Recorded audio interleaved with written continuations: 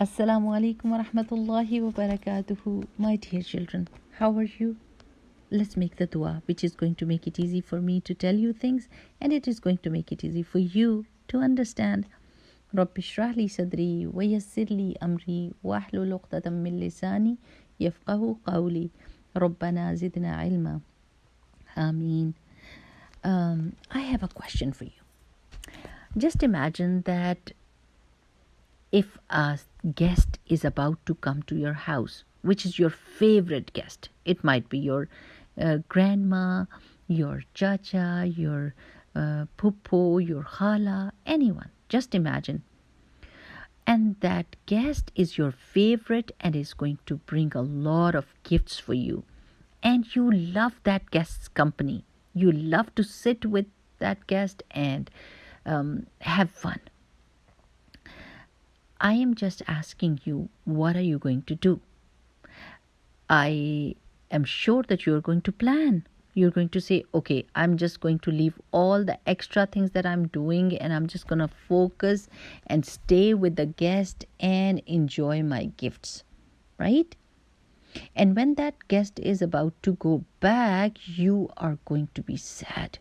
You're going to say, oh, I don't want you to go. That is just an example.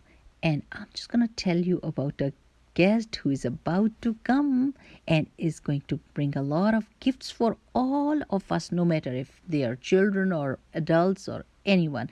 And that guest is Ramadan. Ramadan is the 9th month of the lunar calendar. You know what is a lunar calendar? That is when you decide the beginning of the month by looking at the moon. How amazing is that Allah subhanahu wa ta'ala put this thing on top of us? Every single person in the living on the earth can see the moon and decide that which date of the month is this, right?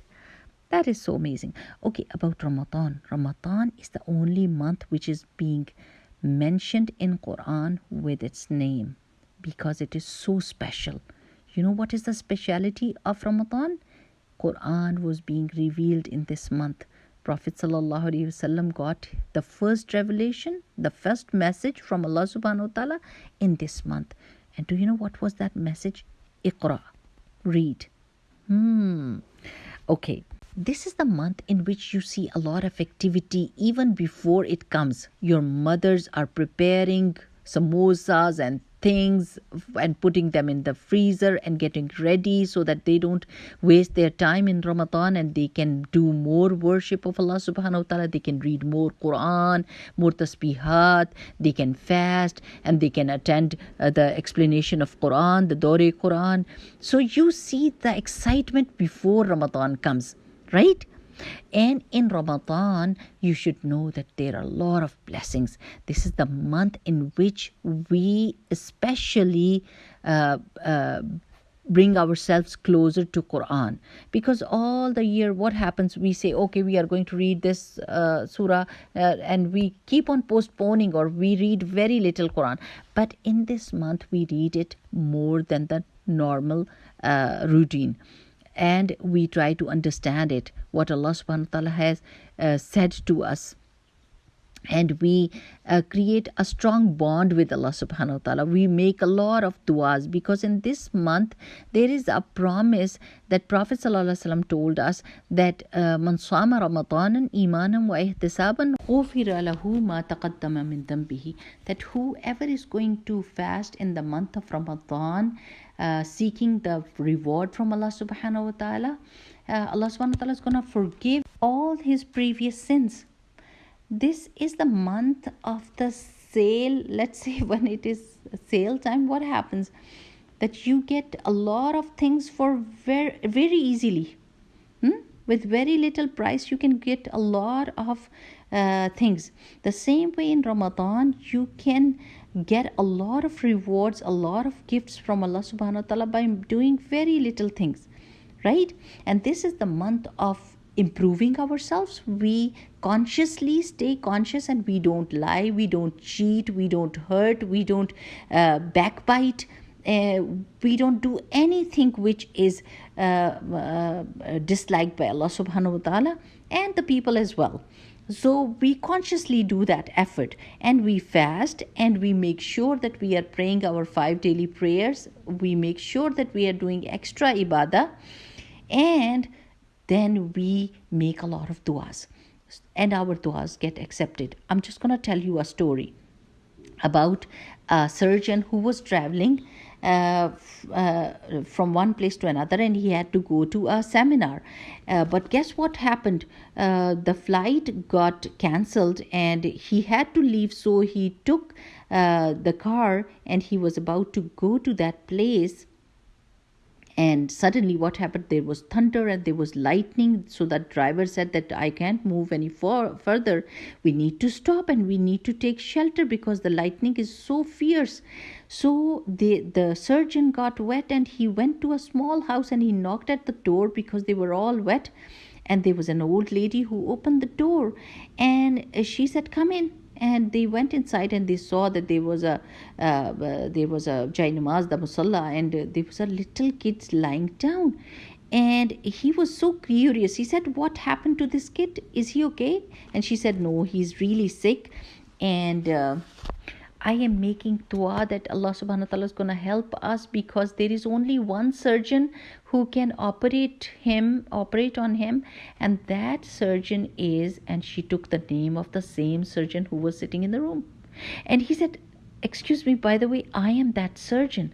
And she said, subhanallah. And he said, I'm going to help you. And she started to cry and she said, subhanallah, Allah heard my dua. She was making dua and Allah subhanahu wa ta'ala made the surgeon miss the flight. The thunder came so that he could come straight to the house of that little kid to help him, just because of the dua. If she could have tried to call him or reach him or try to pay him, it was impossible for that old lady. But she made dua and Allah subhanahu wa ta'ala heard that dua and Allah sent the help in such an amazing way. So this is the story of normal times. In Ramadan, the duas are accepted in a very special way, my dear children. So get your list ready for your duas, right?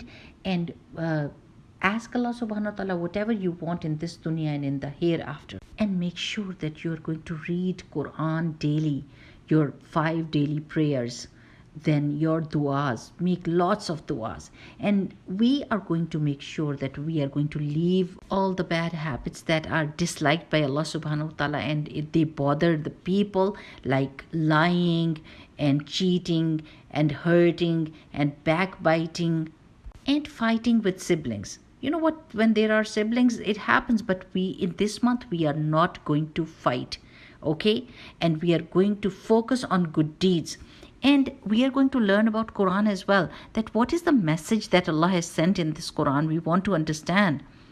And the most important thing that you are going to do is, in the beginning of the month, when it is time to see the moon, you are going to go out and look at the sky and try to find the moon and say the dua that we have to say in the beginning of each month. And that dua is, Allahumma ahillahu alayna bil amni wal imani was salamati wal islami rabbi wa rabbukallah.